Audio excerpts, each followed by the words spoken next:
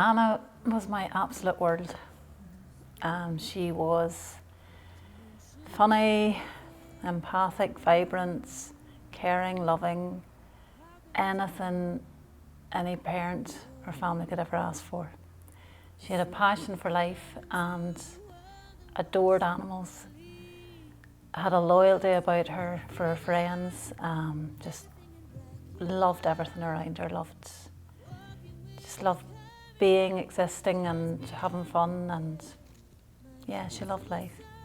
Anna was originally diagnosed, she was 7, 2009, and we discovered that she had medulloblastoma, grade 4 malignant cancer, and hydrocephalus as well. So she was admitted to the Royal, where she had to be stabilised with steroids, and then she went through an 11-hour operation to remove as much of the tumours was safely possible. Radiotherapy after that, along with a chemo injection, and then a year of chemotherapy to follow. So many things coming out of it, had to learn to walk again. Her vision was badly affected, her balance was badly affected.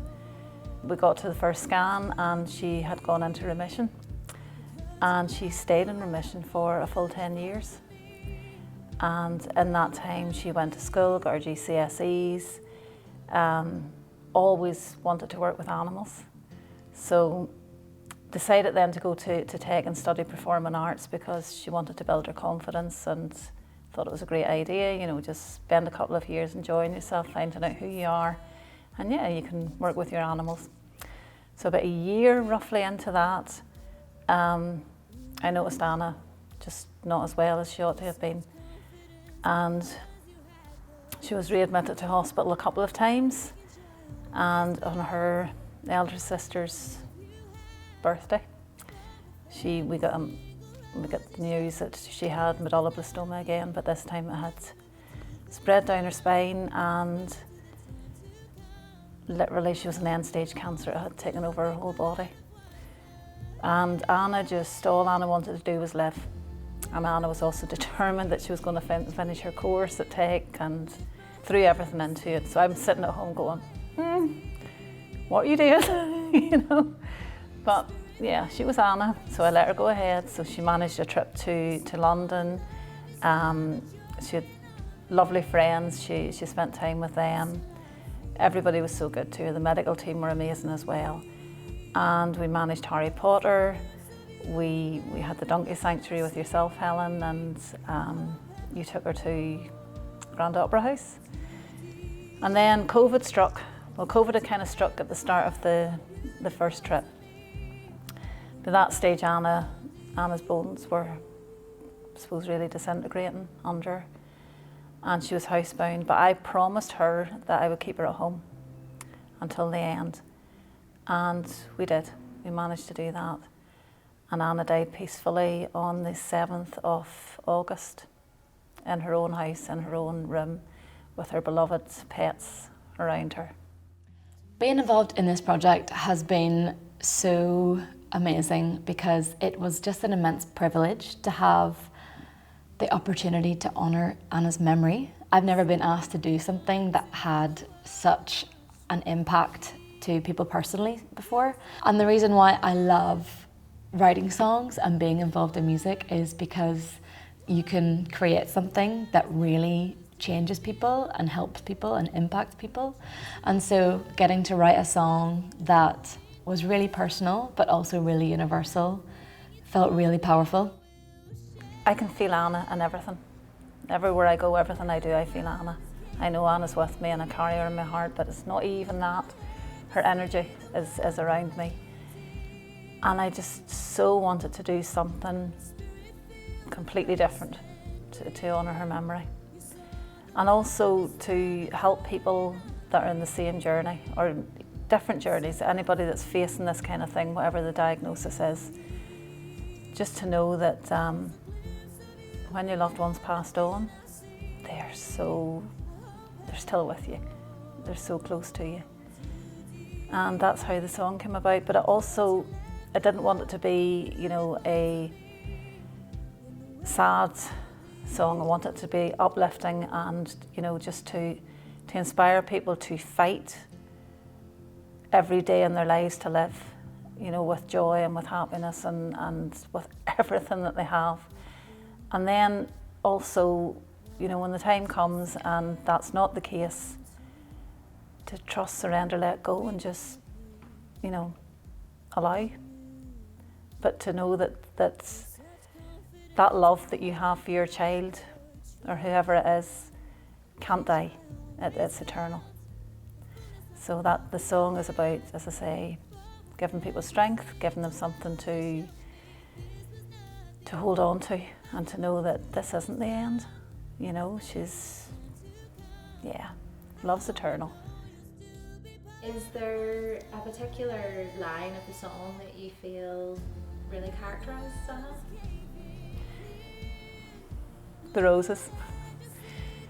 Everywhere Anna went, for me, everybody Anna was around, she touched their hearts. You know, she had a quiet confidence about her, mischievous as well. But to me, she was the most delicate, fragile, beautiful rose. Her middle name's Rose, she's Anna Rose. I set an intention that I would see roses and ask for roses in whatever shape or form after Anna had passed, and that's literally, I have been surrounded by roses ever since.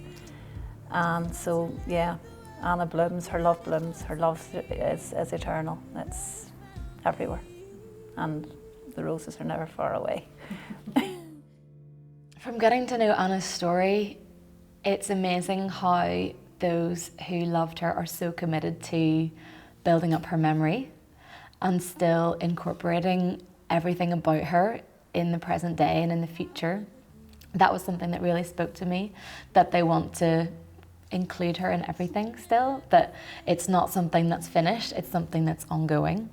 And I think for me in my life, it's given me really strong wisdom in how to deal with grief, and not to forget someone, but to incorporate that new reality and how it feels into every day. And the strength of the people around her, like Anya and you, Helen, I think it's really been a testimony to what an amazing life she lived.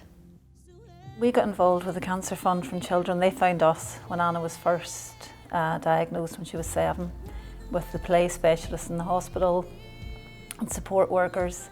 As a family, we got to go to Shimna Valley down in Newcastle for respite, for, you know, nurturing, nourishment and everything they could provide us.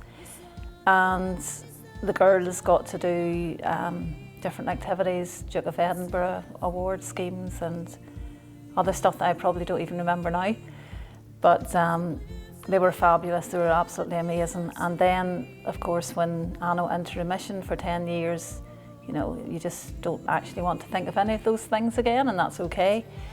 When Anna was re-diagnosed, we had you, Helen, the amazing Helen Patterson from the Cancer Fund, and she became a confidant for Anna.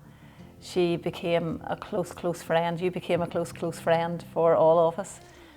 And it made the journey easier in some ways, because you were there. You were there through thick and thin. And, you know, in the toughest bits, you were able to bring some joy in, and you were able to support Anna in ways that she didn't even want to admit. And I just want to be able to hand something back at the end of all of this. You know, so that's really, yeah. Grief is, no two people grieve in the same way. You have this illusion that you go away and you bury yourself in a hole and you cry for the rest of your days and you don't come out, but life's not like that, and you don't have that luxury. For me, I'll grieve every day for the rest of my life, but I also owe it to Anna to live my best life and to bring as much joy and love into that life as I possibly can. And I've actually found that the more I do that, the more I feel Anna's energy around me. And I just think that we kind of get caught up in that thing of, oh, what will people think, or what, you know, if they see me enjoying myself, what will they think? And there's no set way of grieving, you know. And I think anybody that's on that journey has to love themselves gently through it, and has to, you know, throw out the rule book, but talk and speak and do what they need to do to get through, but also knowing that you're never alone. You're never alone in that journey, no matter how hard it can sometimes be. There's, you know, death's not the end. Love's eternal. Anna's eternal. Her soul's eternal. And yeah. I hope from this song that people can implement it into their own stories, and that they can remember what an amazing girl Anna was, but also they can rewrite it into their own lives, and it can be something that will be really helpful in processing whatever they're going through, and something that will continue to speak to people, regardless of if they knew Anna or if they're going on their own journey of grief. I never dreamt I'd be able to have a song for my daughter, but this song isn't only for my daughter. This song is for everybody who, as I said earlier, has walked this journey, and I hope it brings love, courage, and just a sense of togetherness, knowing that we're all connected and we're all on this journey of life together and journey of love together. And blessings to everybody.